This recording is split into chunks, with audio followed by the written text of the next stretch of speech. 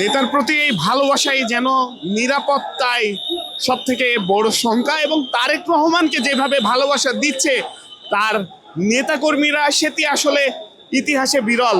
হয়তো 18 বছর পর, 17 বছর পর দেশে ফেরার এই আহ্বানেই তার এমন ভালোবাসা এবং তার প্রতি এমন ভালোবাসা, এবং সেই ভালোবাসা থেকেই আসলে বাড়িয়ে তুলছে নিরাপত্তার সংখ্যা। এবং আমরা এই মুহূর্তে আপনাদেরকে সেটি দেখানোর চেষ্টা করছি।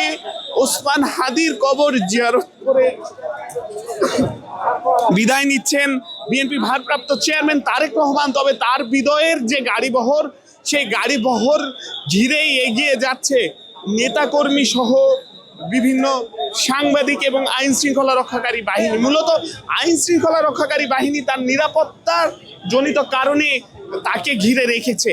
এখন এটি প্রশ্ন, আসলে তার প্রতি এই ভালোবাসার মানুষের যে ঢল, এটি আসলে তার নিরাপত্তা নিশ্চিতে কতটুকু প্রভাব রাখবে।